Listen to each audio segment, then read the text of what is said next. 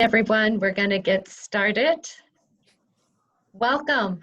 This is the third session of the COVID-19 Best Practices in Nursing Homes.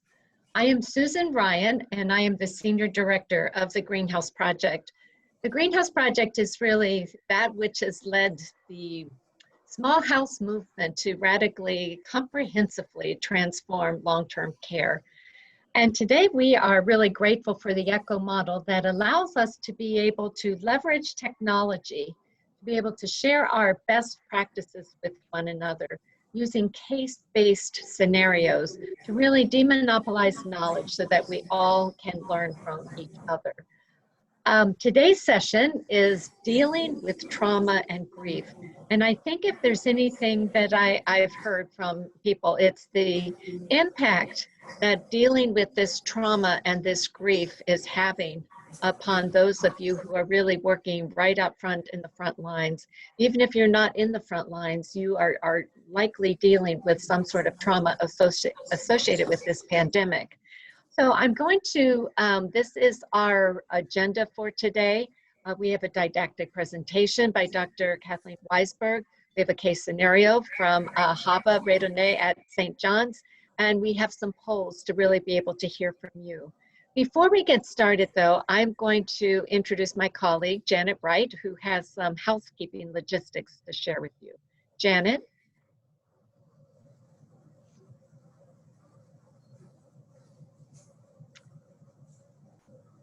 And Janet, I don't hear you.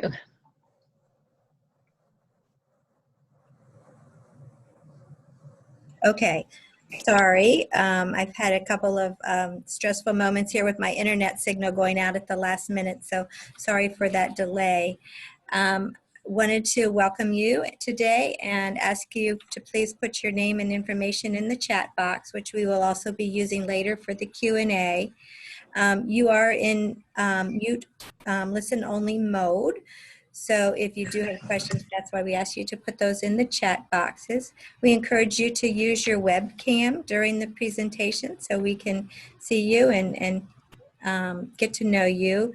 If you go down to the button down at the bottom where you see the little video camera in the left-hand corner, you can click on that to share your video. And we will be recording the session today. We are recording the session, so just so you know, you will be getting a copy of the recording probably tomorrow. And welcome to the ECHO session. Thanks, Janet. And now my other colleague, Marla, would you introduce yourself? Hey everybody, Marla DeVries with the Greenhouse Project. I will be back later when we go through some questions and answers. And so I'll just prompt you as you hear the presentations, please feel free to use the chat box and type in your questions, and I'll be monitoring that, and we will have time for question and answer for both of our speakers. Thanks so much, Marla. So here's our first question, and this is where we really depend on hearing from you. I think the one thing I've learned about COVID is that it's so unpredictable and things keep changing. So as we're trying to determine topics, we really want to hear from you. When you think about the last month or even the last 2 weeks since we last met, what has been your greatest COVID-related challenge in this month? And please write your answers in the chat box. We really take notice of what you're writing so that we know how to really develop the topics for the future. So let us know what your greatest COVID-19 related challenge has been over the last month. All right, we have a poll. We'd like to also know where you are from. And so Janet, if you want to launch that first poll, we'll get an idea of where you are calling in from today. It's been exciting to see a lot of different countries represented with our polls, as well as just to see the United States map really covered pretty well. So as soon as we get that poll, we'll invite you all to participate. Here you go. So we need to know the region in which you reside. If you would kind of take a moment and indicate where you are calling in from.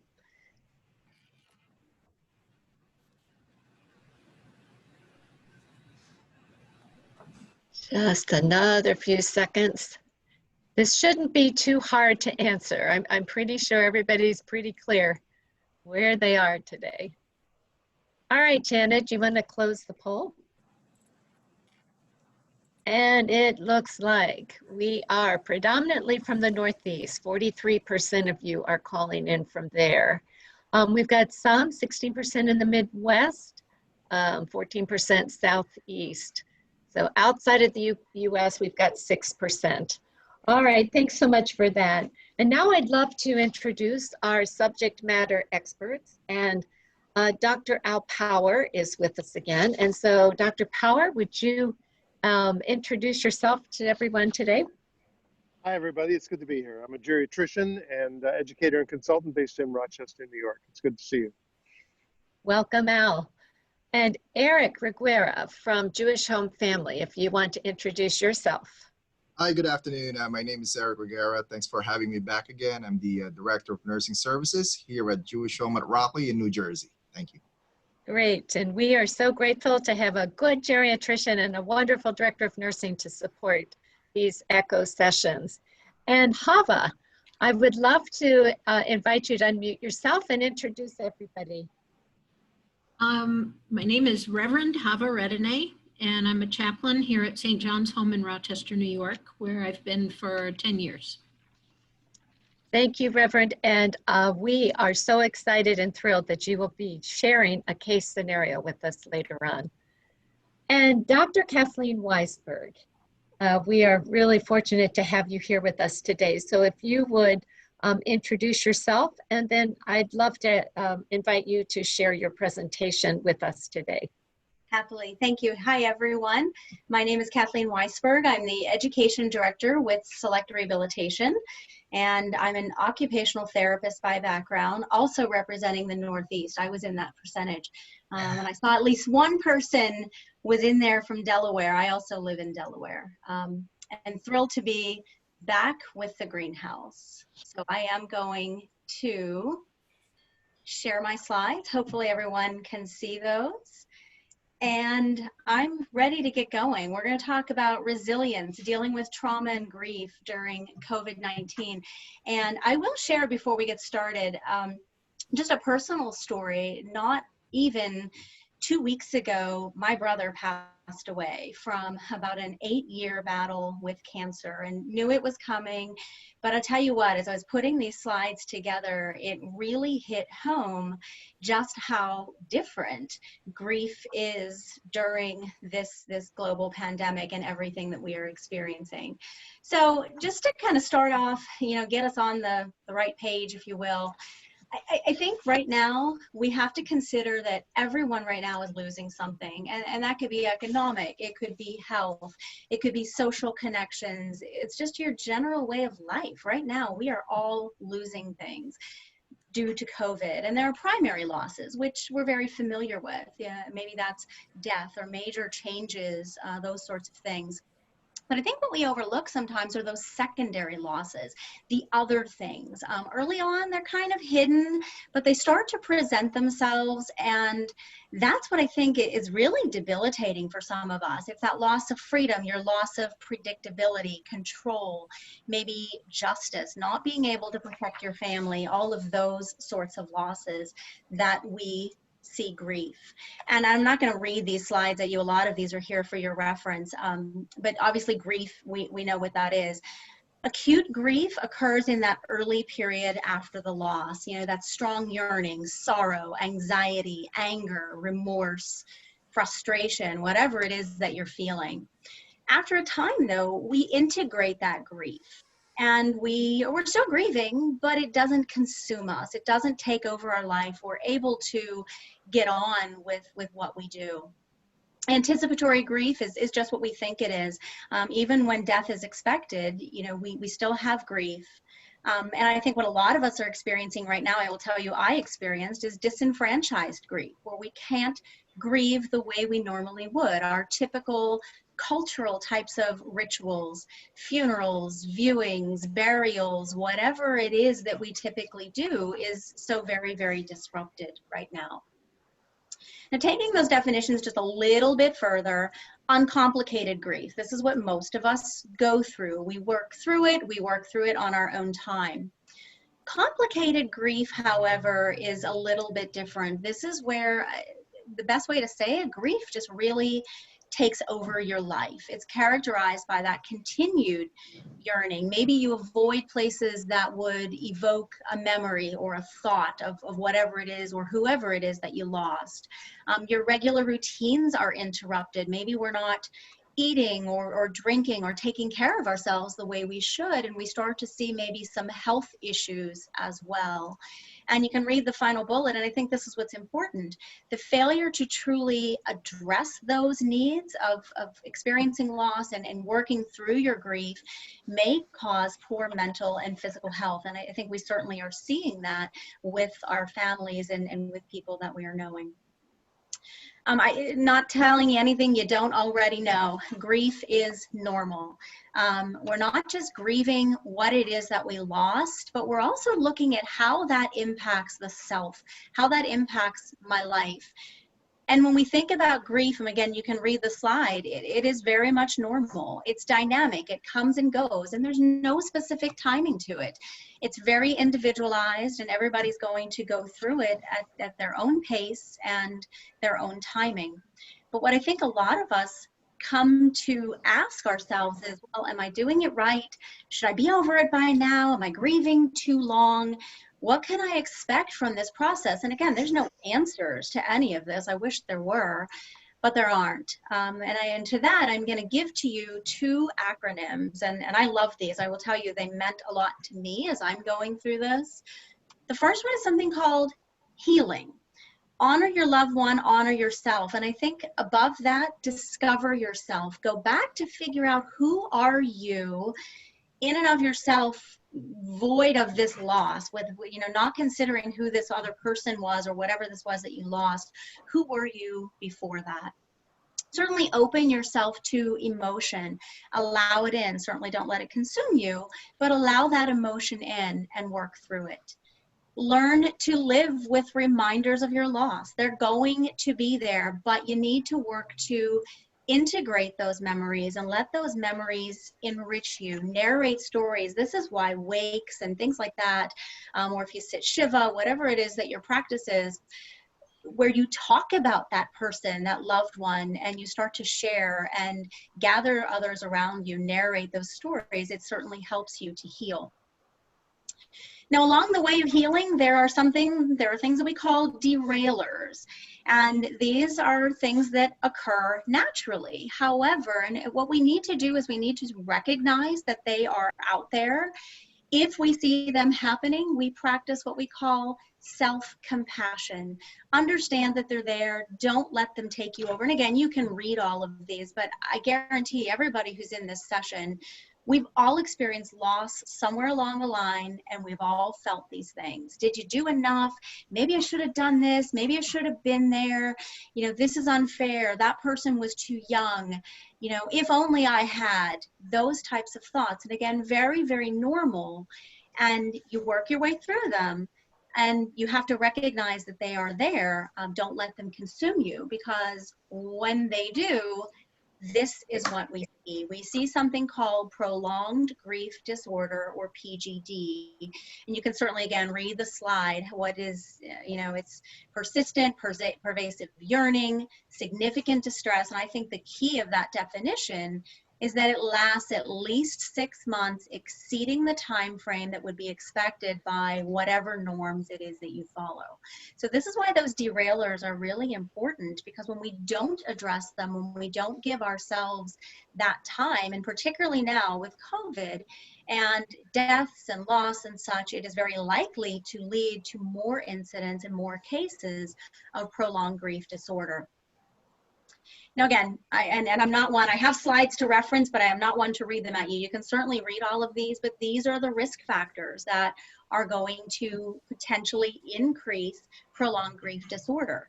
These are the things that may increase its existence. And again, you need to note these. Note these in others. This, I talk a lot about this. Watch your peers, watch your family, watch your colleagues, looking for some of these signs or symptoms, if you will, that they might be going into a prolonged grief disorder. Help others where and when you can. And I think more than anything, be vigilant, be watchful, and be open for that. Now, again, and I know we'll get to this when we get to the case probably as well, but death and grief during COVID, and as I said, I'm really experiencing this. Social isolation and loneliness, I think, are very natural. We oftentimes will kind of push people away when we are in the stages of grief. And the reality is that right now during our pandemic, that's happening even more so. It's exacerbated. There's a lot more disruption. People who are in the hospital are not permitted to have visitors. There's physical distancing. Even if you do have some sort of ritual or a visitation or whatever it is, things are significantly changed. So what can you do? This is the nuts and bolts. This is the strategic things that we can do. First, name and claim your grief. Super important. Consider what you're losing. And that's not a fatalistic type of view, but what it's doing is helping you to take inventory, if you will, and helping you to cope and work through some of those things. It helps, and again, I just give you some suggestions here. You find what works for you. Maybe it's a journal, maybe it's art, maybe it's something else. Maybe it's writing about some other challenge that you've been through. Maybe it was a loss of a job or a divorce or something. How did you get through that? And maybe can you utilize those same types of skills to get you through this as well? Self-awareness is critically important. Take breaks. And again, you can't take a break from your grief. Let's be honest, you're going through grief. But what you can do is find things that are meaningful and purposeful to you, activities that keep your mind engaged, keep your body engaged. And again, it's really important to continue to look for and find that peer support. I'm watching my mom, who she had to bury her son, and I'm watching her push people away and strongly encouraging her to, again, don't do that. Get that peer support and make sure that you are connecting with others. If we are out in the field, as we all are, recognize that a lot of times, families are not going to be present. So we have to be the ones who need to communicate, recognize, respond, validate. We're not going to get anywhere by saying, well, why, just get over it. Why aren't you done with that by now? We need to be supportive. Everyone grieves in their own way, but I think most important, and we'll talk about conversation here in just a second, approach them directly, not avoidantly, but head on. I know you lost this person, and have that discussion and be there. And I'll take a page out of dementia programming. Be there and be present for that person. Of course, we need to have self-reflection. And again, this is where we say whatever works for you. Promote the awareness of those derailers amongst other people, and then figure out what works. Maybe it's deep breathing exercises, maybe it's meditation, maybe it's yoga, maybe it's visualization. You're going to figure it out, but it's those kinds of things that will bring down your stress response and get you on your way to coping. As we're talking to others, so, again, taking a page out of my own book, here's my mom who, 2 weeks post, everybody and anybody is sending food, calling, visiting, etc. How long does that last? When people go through the stages of grief, it doesn't last forever, and that person sometimes is forgotten. Don't do that. Make sure you have a regular check-in. Send a text, an email, a phone call, because social interactions remain critically important during this time. And this is a time, if someone is grieving, if they are going through loss, that it's easy to be forgotten. We have so much else going on right now. Don't let them be forgotten.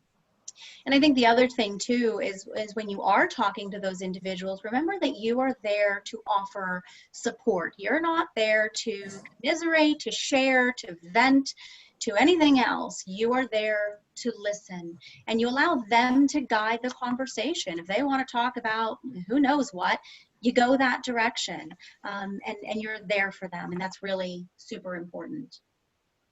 I said this, social connections, again, critically important. Keep checking on people.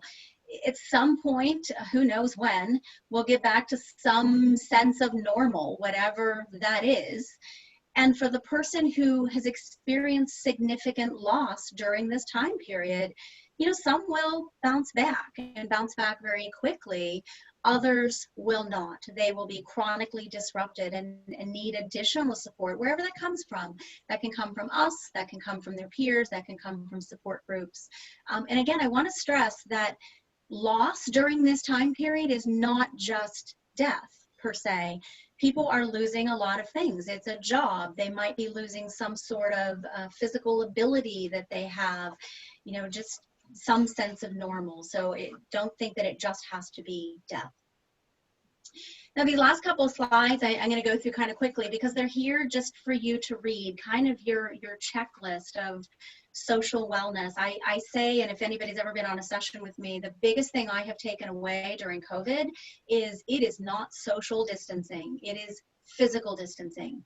We can never ever lose sight of the fact that those social connections are so critically important, whether you're going through some sort of loss or grief or not. We have to keep those up. So routine is what's going to help us to get through this.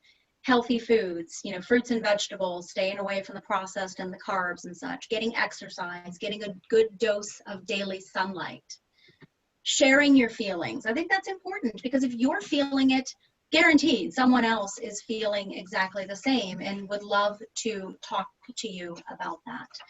We all need to have grace with each other, disagree respectfully, make sure we're compromising. And again, some easy thing, keeping up your physical activity. That is one of the biggest things. I was just talking to somebody the other day. There's a lot of really great research that talks about physical activity being equally as successful in treating and mitigating signs and symptoms of depression as medication does. So the more we can get active, get out there, find something that is meaningful, as I said, meaningful and purposeful to you. Stress management. Oops, I'm sorry. Forgive me. There was a narration on there. Oh, see, there you go. Technology 101, should have changed that. Stress management, again, doing things that work for you. Relax, go take a walk, take a run, do whatever. But I think what's important too is we're looking at grief, resilience. We need to maintain that sense of hope. And if you only rely on social media, if you only rely on what the media is telling us, you may not hear hope. You got to go out and find those stories, those positive, helping stories where people have come together and gotten through this together.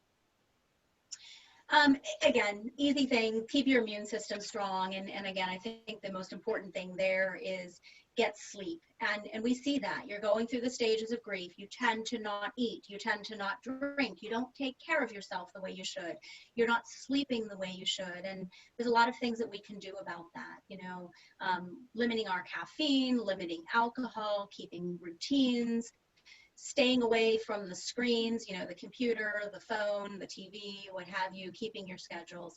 Again, things that we all should be doing, but assuredly we don't. I say this, and I mean it sincerely, a lot of this is easier said than done, but we have to do it. I talk to my mom so much, and she says, well, I'm trying. I'm like, no, can't try. We got to do.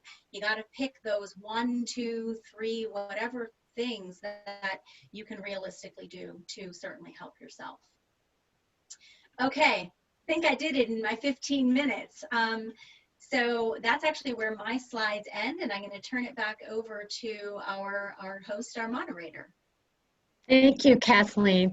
Well, first of all, so sorry for your loss. And boy, when it hits so close to home, you were really given quite the task to be able to share these slides. And I appreciated your personal lens, kind of walking us through your personal journey through grief, which is very acute for you and your mom right now. So again, my condolences sincerely, and thank you for sharing. But you know, it's interesting what I didn't say, and I would just share super fast. My mom and dad are both alive. My father, and everybody deals with grief, as I said, very individually. My father, stoic. Nothing touches him. He doesn't say anything. He doesn't do anything. I assure you he's going to crash and burn any minute now. And then there's my mother, who is in an emotional flood of whatever. So it's been interesting trying to kind of balance that while you're balancing your own grief. And I think everybody's going through that, because while we're trying to help our seniors and their families, we're feeling it too. And that's really challenging. So sorry, I just had to say that real quick. No, I appreciate you saying that, because you really highlight the reality that grief is very personal to the way somebody copes and the way things manifest. While he looks stoic, to your point, it sounds as if you're expecting a crash to come at some point. I am going to actually ask our panel experts here. I'm going to start with you, Dr. Power, to see if we have any comments or questions for Kathleen. Thanks, Kathleen, for your presentation. And once again, my condolences too. It just shows that even being an expert in something doesn't make you immune from the personal effects when things happen. And sometimes all the things you teach, you have to internalize, and it's not always easy, I know. I worked in long-term care for many years, most recently where HAVA is a St. John's home. And one of the things that even was a prevalent problem before COVID, and I think it's just a lot worse now, I'd like some insights on, and maybe HAVA and some of the people on the call have insights too, but I remember a time when I was working in one 25-person neighborhood at the home, and one of the elders died at noon, and another one died at 6 p.m., and by the next day, both of their beds were filled. And so for the team members, the staff members, who can't even catch their breath, who have built relationships with people, any clues for how you can help our caregivers also to have a chance to mourn in the middle of all this busyness? Did you want a response to that, Al? Absolutely, yes. Well, one thing that we did pre-COVID was to have a service on the floor, as much as possible an individual service, but sometimes if a whole bunch of people died on one day, we'd do them together. Occasionally those would be the funeral if the family wanted it that way.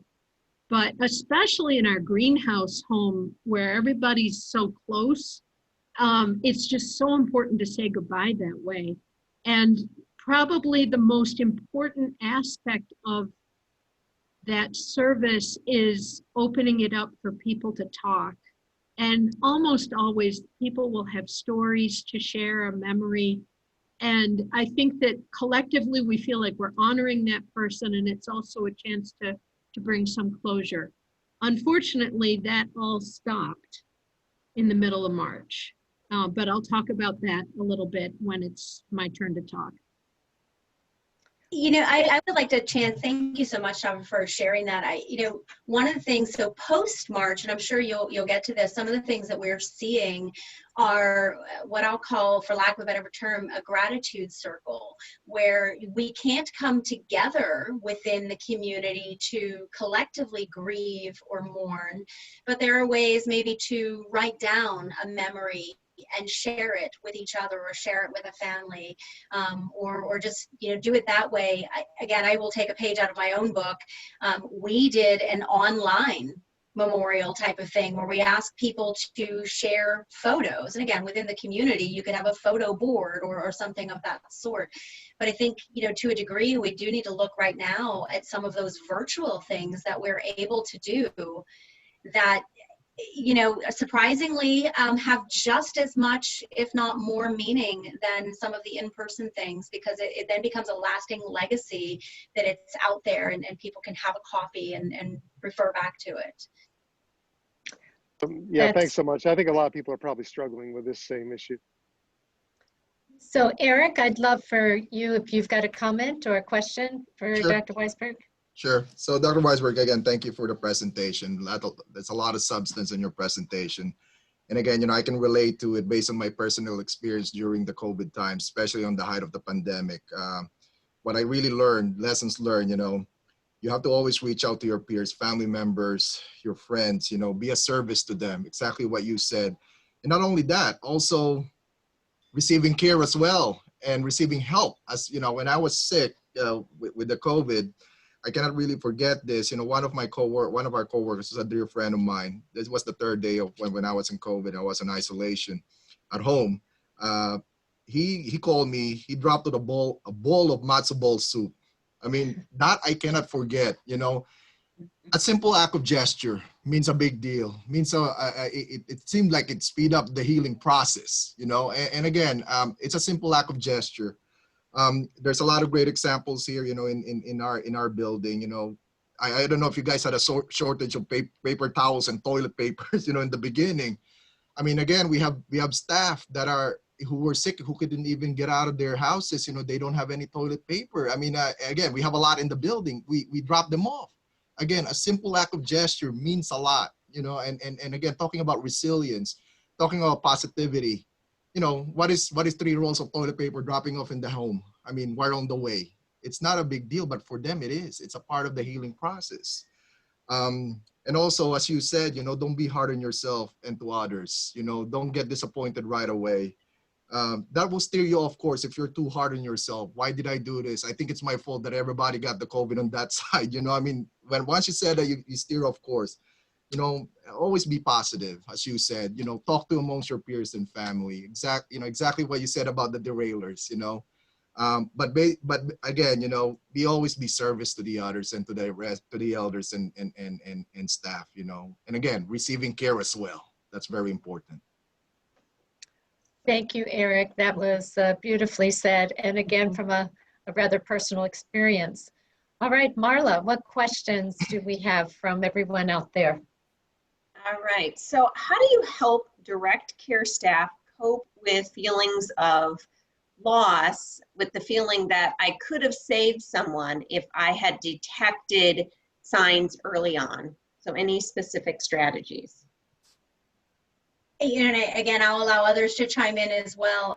I wish I had a specific strategy. I think you have to go back to your derailers and say, I have to have self-compassion. We are not miracle workers necessarily. We can only do, and I apologize, we have a massive storm coming through where I am. There's a very real possibility I'm going to lose out.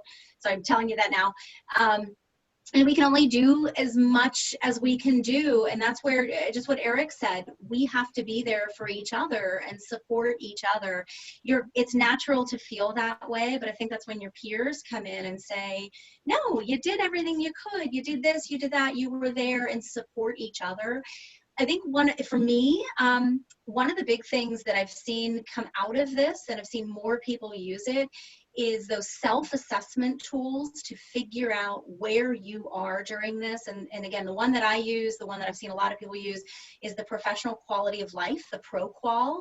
It's available in the public domain, and it really speaks to your compassion fatigue, any risk of secondary trauma that you may have.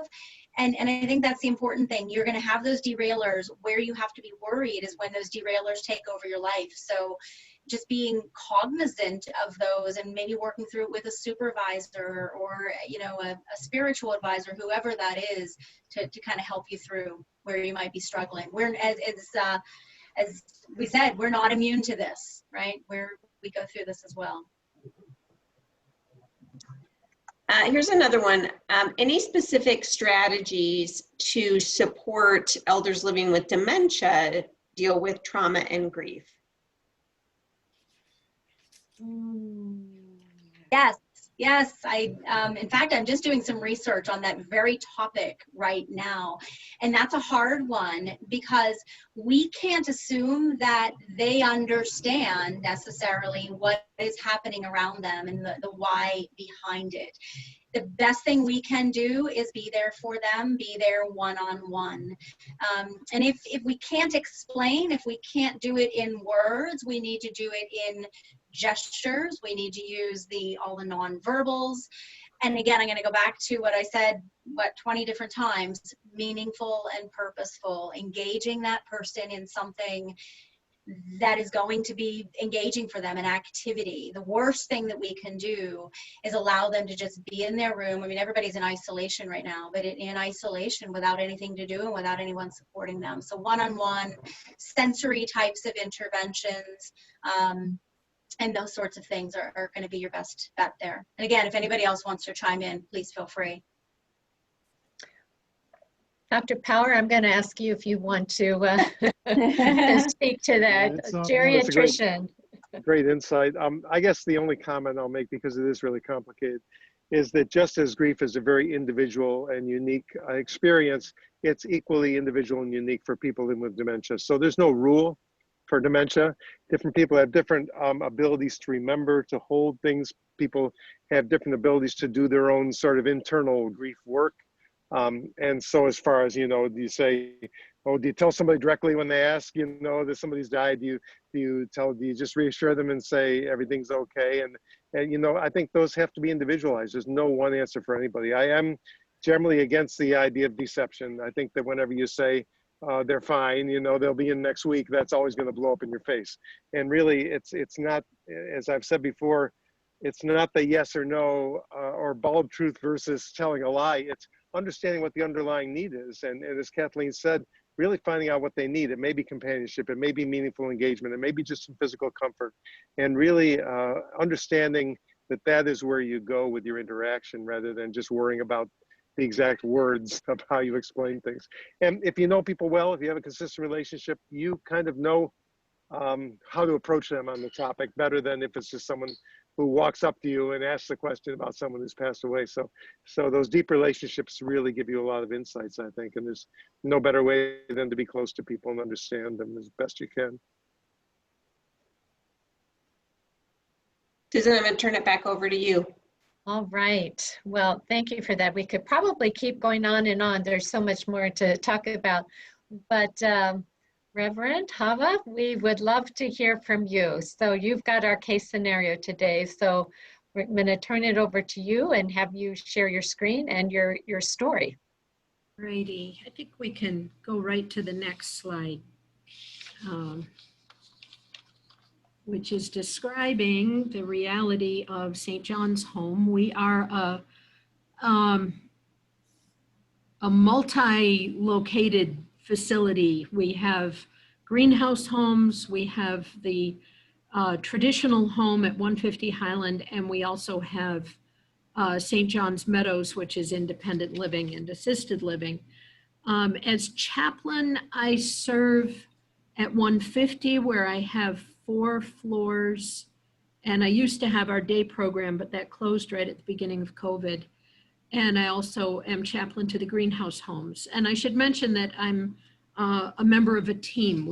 I'm not a chaplain. I mean, I'm not the chaplain, I'm a chaplain of a team of 4. Next slide, please, Janet. So you may be aware that a few months ago, New York was the hot spot in the world for COVID.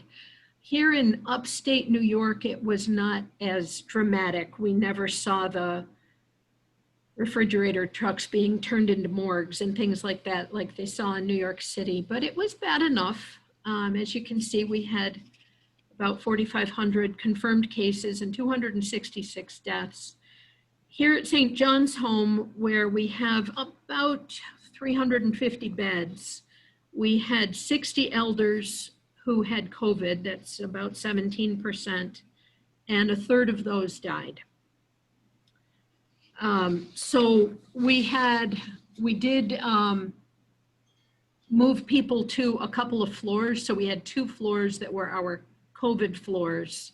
Of my 4, 2 were very badly hit. Next slide, please, Janet.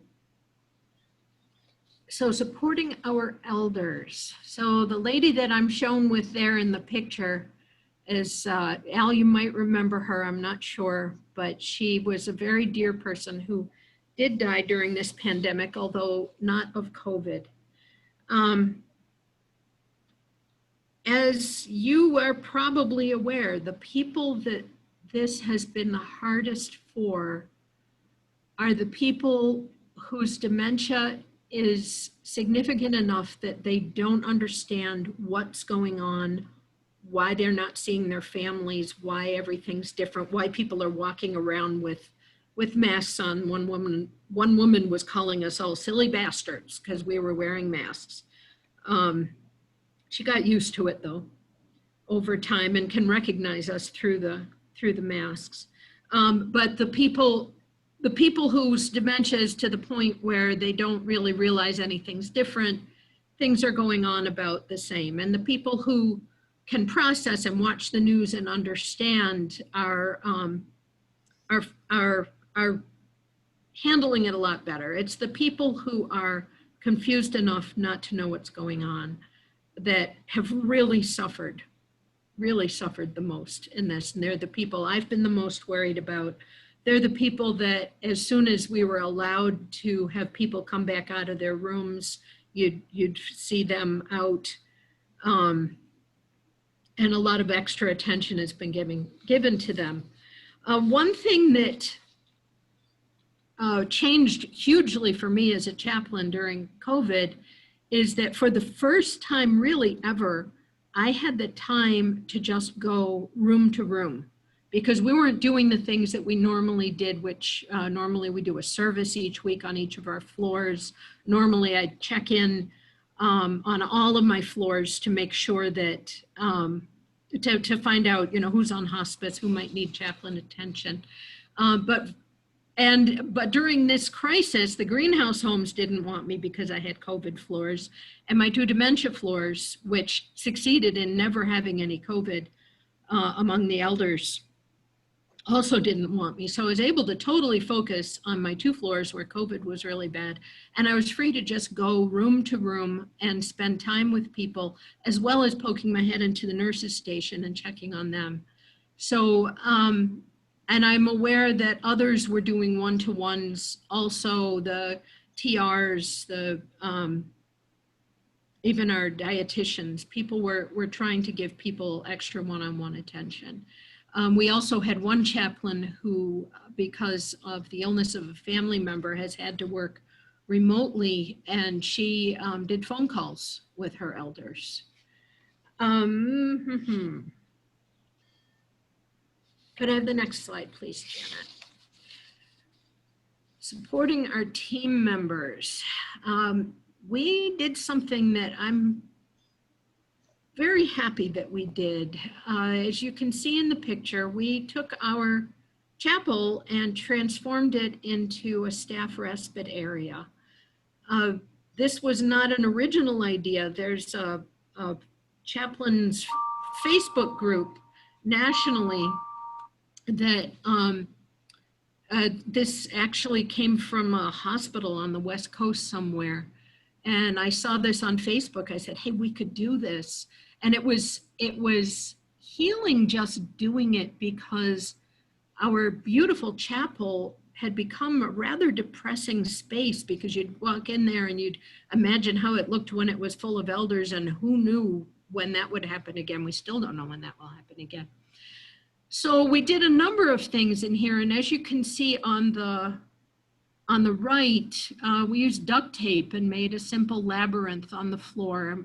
We have instructions for how to walk the labyrinth, and that's a nice and peaceful thing. I actually did it trying to center myself prior to doing this talk today. We also have some stations. There's a place where you can leave a note. There's a place where you can put a stone in a bowl in memory of somebody. And on the left, you can see our station where you can light a candle. And we found these little LED votive candles actually don't last that long. So the paper flames are what have really taken off. This picture was taken a few months ago. Today, that board is covered with flames. And recently, I walked into the chapel to turn on the music, because one of the things we do is keep some music playing. We have like ocean sounds and forest sounds and some very restful music playing in the background.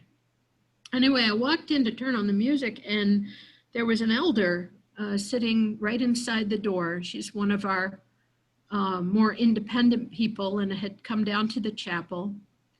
She is somebody who had COVID and had recovered.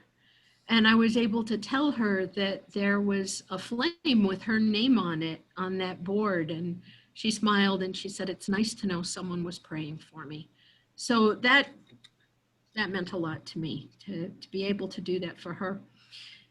But the people we really wanted to benefit from this the most were our direct care staff. And sadly, the reality turned out to be they don't have time to come down and spend 15 minutes walking a labyrinth and lighting candles. The room is getting used.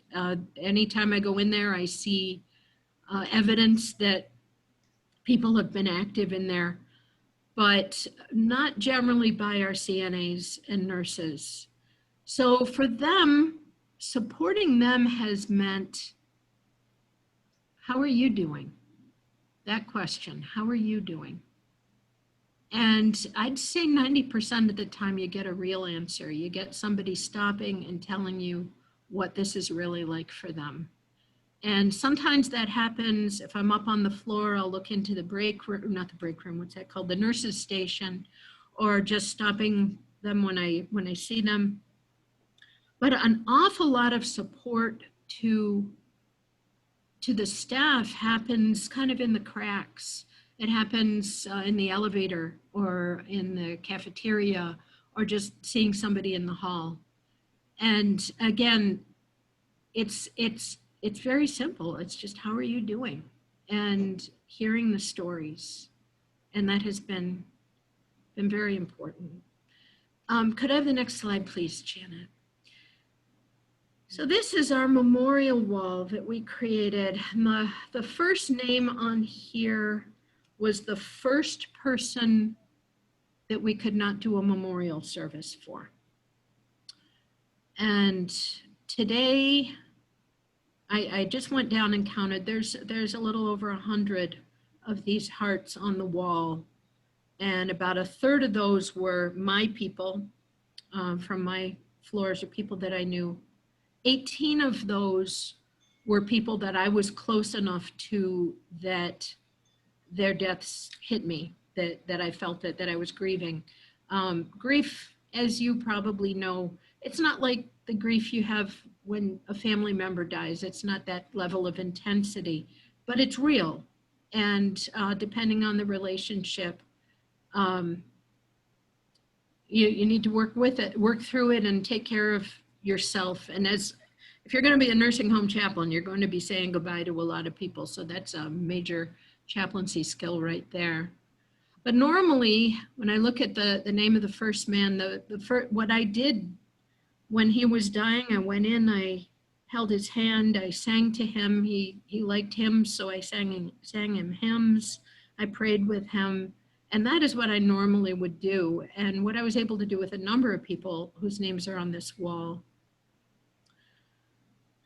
But there was one man who died in April who had COVID, who I never got to say goodbye to. And I noticed that my grief was different. It was more ragged.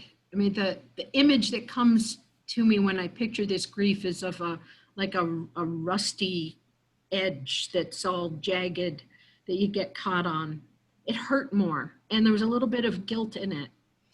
And I wondered why I was grieving so much for that particular person. There were other people that I was actually closer to, that I came to closure more easily with. So I was wondering what was going on. And then one day I ran into a family member of someone who was actually one of our first elders to die.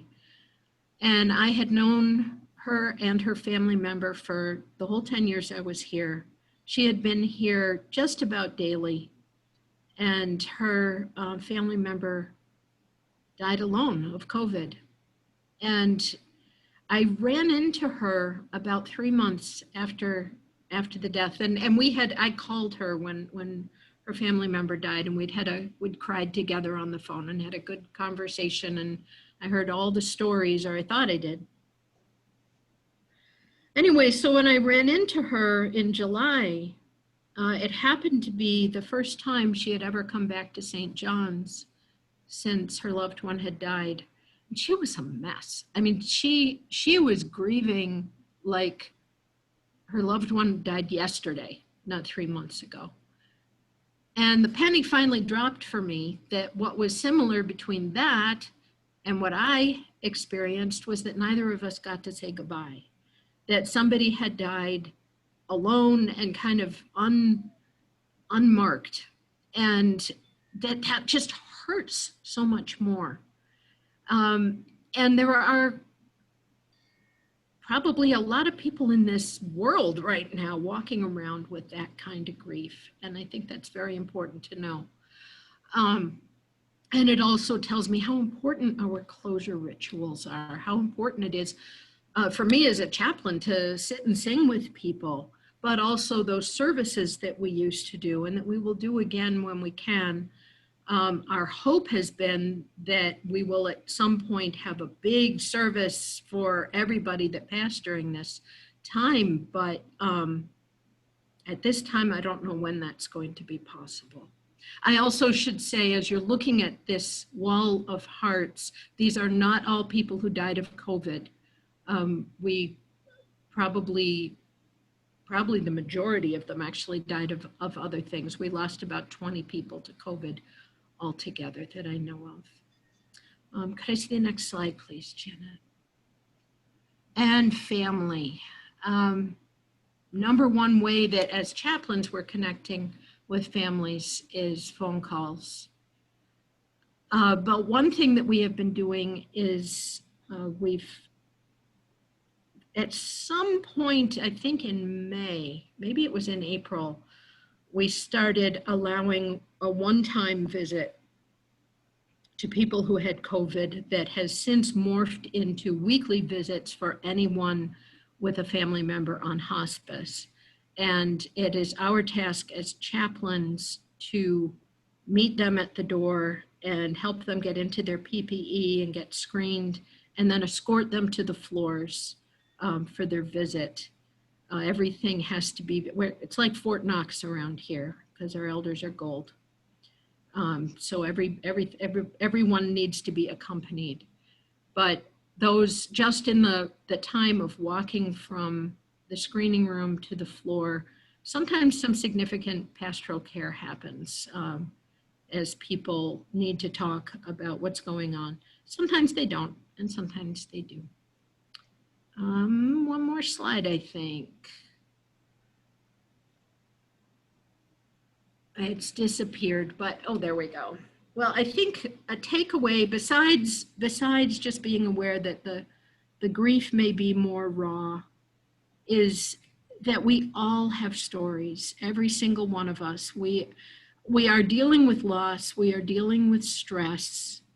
I was remembering I'm going to give you just a teeny tiny piece of my story, which is I share my home with someone who is immunocompromised. So throughout this time, I lived with the terror of bringing home COVID, of possibly being asymptomatic in the time before we were being tested every week. And we were told it was shared simply by talking, and the possibility that my talking in the kitchen might be the end of life for somebody else was absolutely terrifying. So I would save my COVID visits to the last thing I did in the day, and then I would go straight home. I would strip in the hallway and run upstairs and take a shower and wash my hair. A lot of you probably had the same kind of thing. And then wear a mask in the house or eating off of different plates, all this kind of stuff, trying to make sure we weren't in the same room at the same time. And that's just me.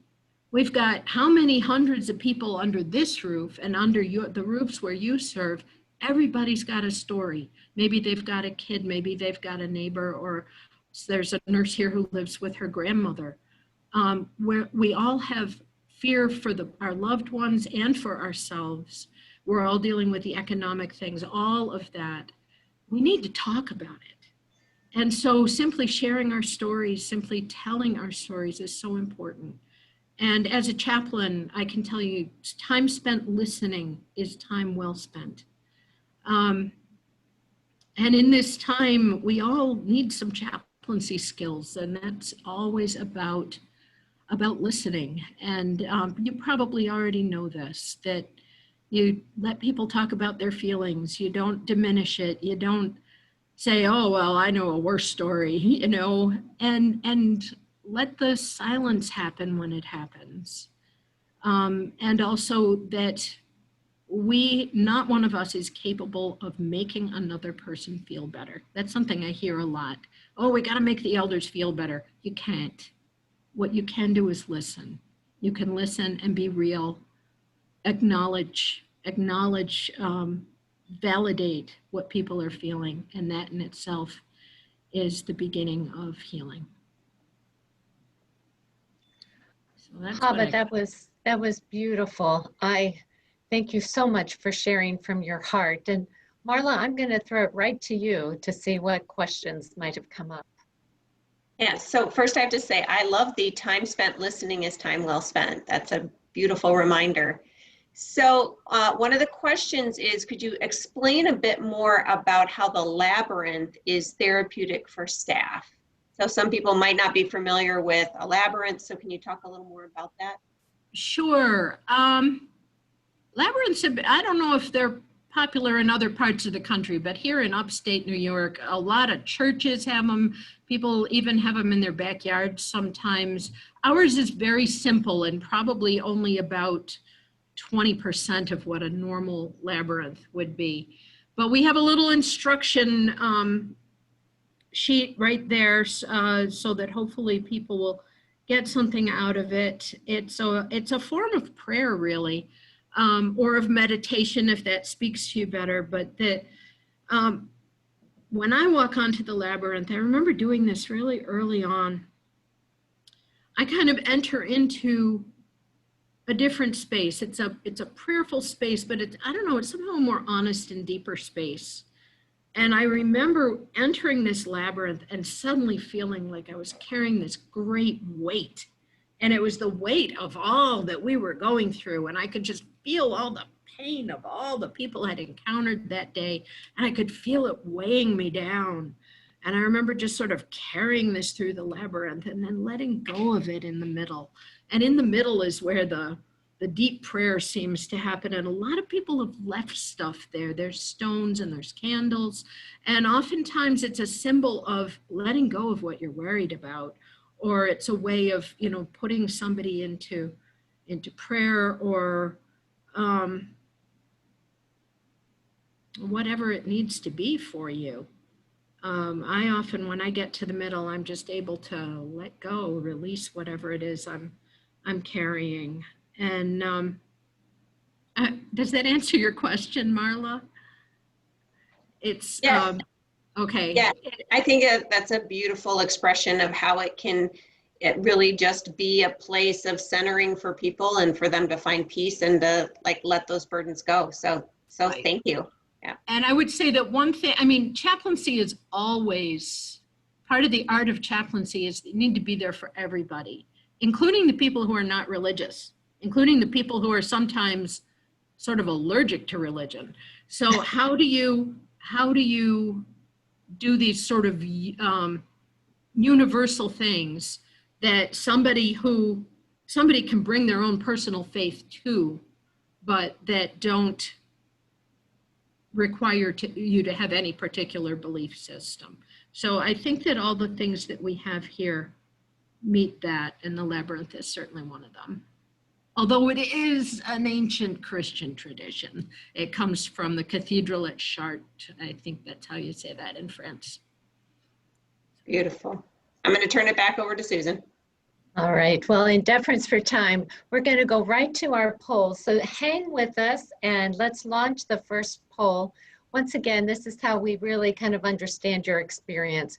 Here's the first one. How would you assess the impact of grief and loss on your community. That's with elders, family members, staff members. So just take a moment. Extremely to no impact, significant. Take just a few more seconds.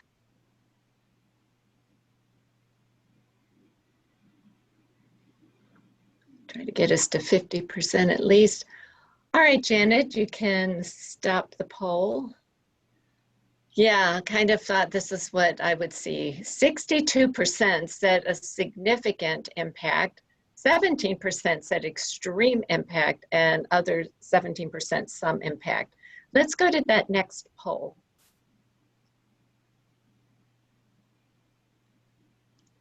All right, please, this is multiple choice. Select all that apply. With COVID-19, we have a strategy to address and support grief and loss for the following groups: team members, family members, elders, other. If there's an other, you can put it in the chat box, or you don't have a strategy.